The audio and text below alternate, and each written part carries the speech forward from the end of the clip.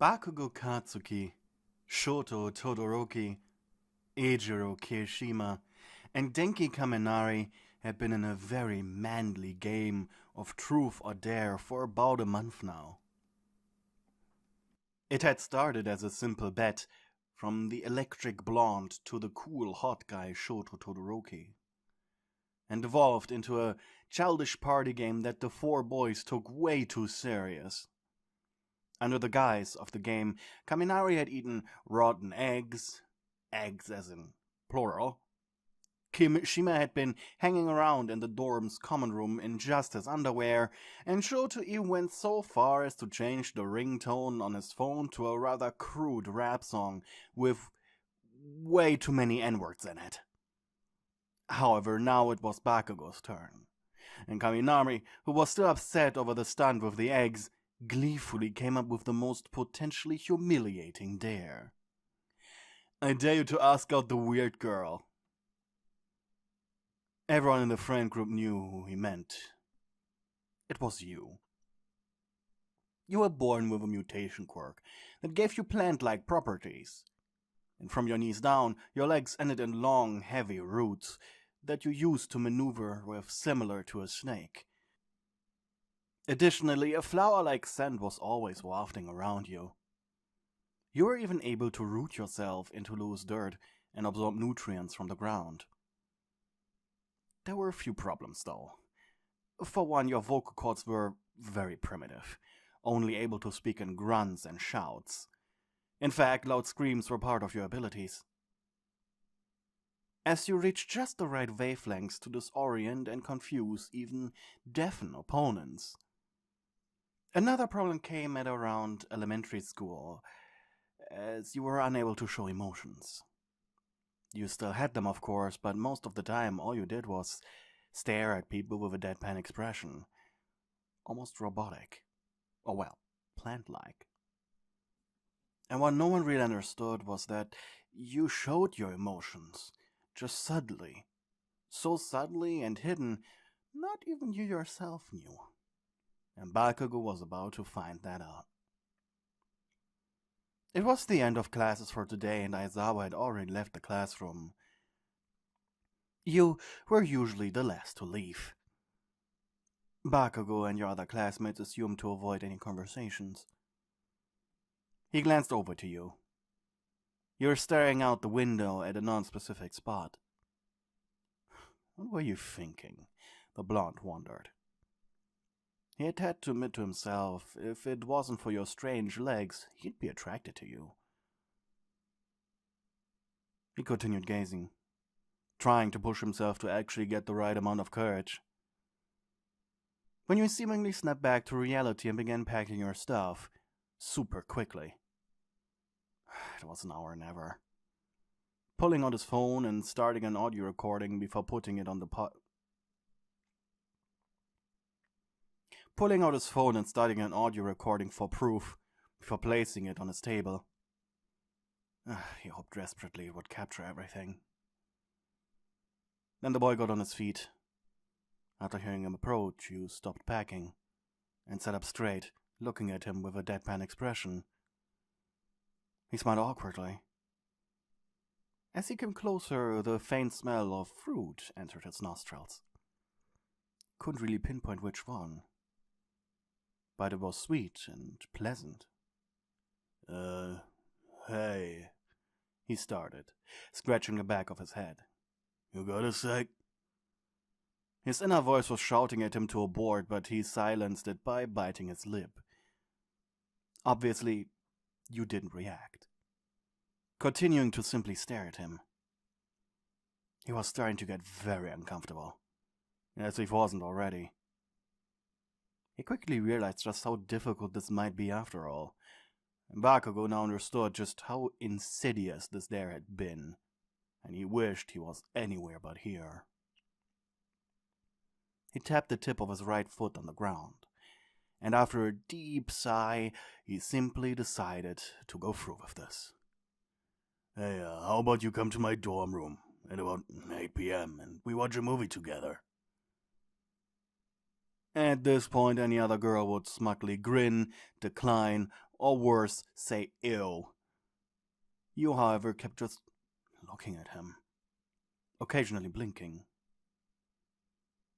With bated breath, he stood there. I'm asking you out, is what I mean. Awaiting any sort of response or reaction from you, it was like talking to a Chinese doll. Creepy. He suppressed a sigh. Yes or no, a nod would be fine. He was getting impatient. And finally he gave up. Before saying, see you then. Then he left the classroom. As soon as the door closed behind him, he exhaled, the tension finally being released. Bakugou checked his phone that he had quickly grabbed, and then sent the audio to the others. Instantly their group chat blew up. They had their laughs, made silly jokes, some rather crude. Denki was in sheer utter disbelief, but there was one voice missing. Shoto's. He was sitting outside on a bench, his brows furrowed. This seemed mean and fishy. So he typed, "What if she actually shows up?" The group chat became dead silent. "Dude, are you for real?" That was Denki. "Oh god, bro, you're so fucked," said Kirishima. And then finally Shoto wrote, "Aizawa himself recommended her for the hero course, if I remember. If you make this a bad experience for her and she complains in whatever way she can muster, well, that's bye-bye hero career for you, Bakugou." Bakugou's face turned white.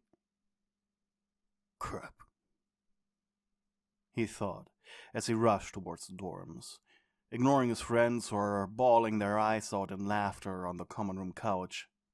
He ran into his room. Panicking, he grabbed his dirty piles of clothes and stuffed them into his closet. His original thought was to simply say to you, "Hey, you didn't say anything, so I thought you wouldn't come," and then send you away if you were to come after all, but Shoto was right. He really needed to make a good impression. After his room was properly cleaned, he threw his laptop on the dorm's bed, going through the streaming sites he was subscribed to, but nothing seemed interesting. And then a thought came to him. The angry blonde left his room and stomped towards the dorm of his enemy, Izuku Midoriya. He hammered his fist against the door until the green-haired pipsqueak opened it. "Katchan!" he said, surprised. "Deku, I need you to tell me something." Izuku blinked. "Yes?" "Let's assume we went on a date. What movie would you want to watch with me?" The boy blinked sheepishly. You know I'm not gay, right?" Whatever, something you would like even if I hated it. I mean, of course, there's the chance we both would enjoy the movie you'd like. Or I don't know. This is sudden. Bakugou rolled his eyes as Deku continued rambling. "So a movie you liked and he hated. God, why didn't he think of that?" Not saying another word, he slammed Deku's door shut and returned to his room, only to then realize that he still wasn't any step closer.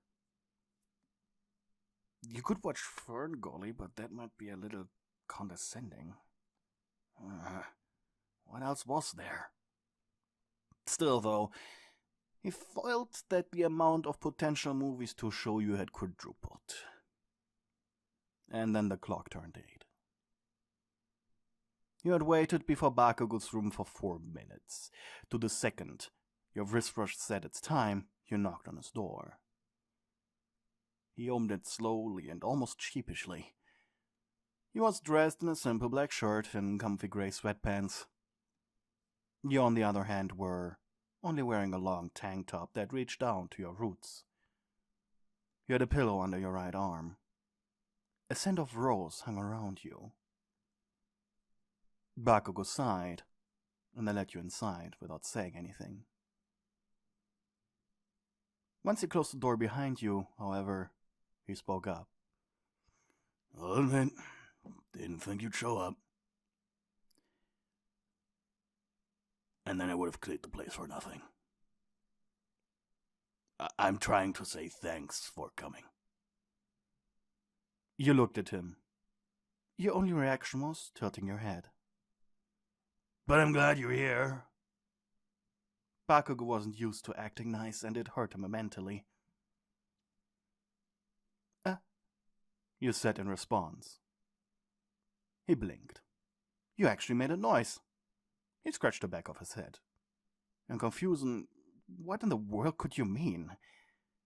But then he saw you sit down on his bed, and it became clear to him that at least it was a positive reaction. You pointed at his laptop. Yeah. Fine, I admit, I haven't come up with something to watch. Frankly, no one knows anything about you. You blinked and simply pressed the power button, without averting your gaze from him. And he gave up. Make some room, I'll just come up with something. Bakugou typed his password before opening his browser. Then a genius idea came to him. Why don't you choose the movie then? You didn't react, but the flowery scent around you changed to something softer, lavender-ish. Gently you took his mouse like it was a fragile artifact, before clicking on an anime streaming service in his bookmarks you knew. Scrolling through the vast collection, Bakugou was afraid you'd make him binge-watch a really long show, but when he saw the cursor move over to anime movies, he needed to suppress a sigh of relief. The movie you chose was a Japanese take on Alice in Wonderland. Pretty wholesome. And so the night went on. By the 30-minute mark, Bakugou realized something. That he was enjoying this. He side-glanced you as you intently stared at the screen with a deadpan expression. Maybe it was the lavender smell getting the better of him, but seeing you, looking at the happenings on screen, contrasted so well, it felt almost like a joke. Most importantly, however, he started to like you a bit. As cliché as it sounded. You really weren't like other girls.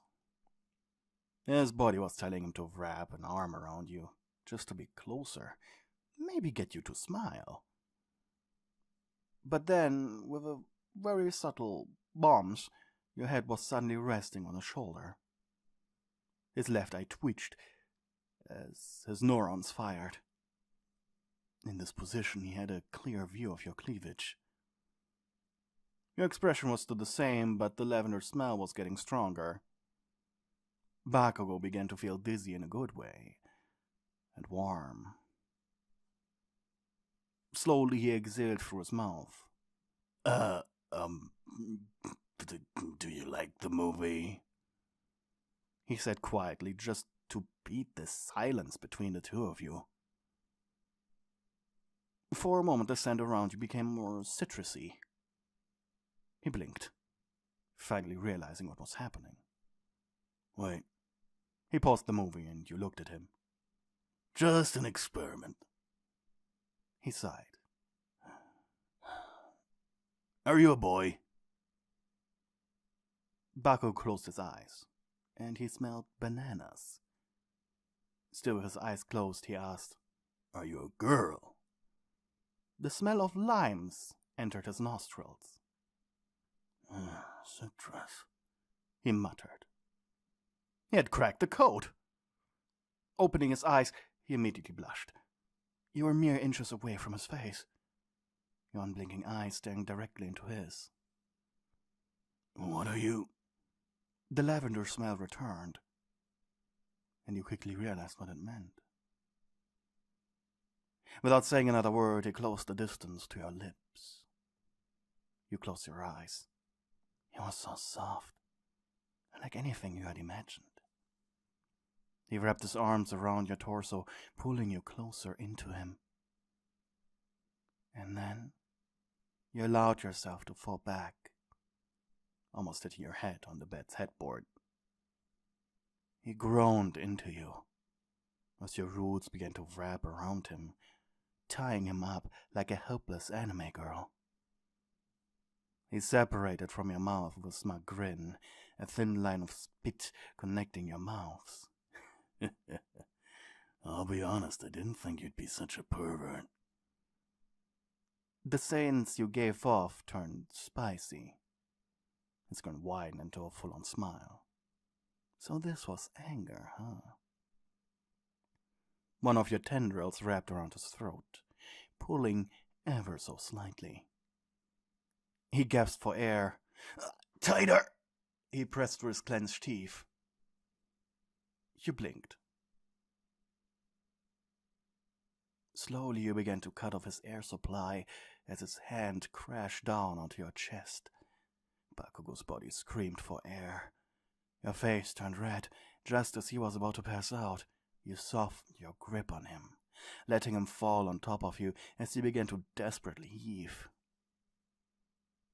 He'd never felt like this before. Didn't know you were such a choking hazard.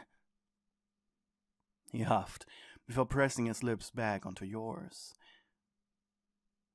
Unbeknownst to both him and you, your body had been secreting aphrodisiacs the entire evening. And now both your bodies screamed for a desperate release. A release neither of you could resist any longer. Thank you to the people who are supporting me on Ko-fi. You guys are keeping me alive.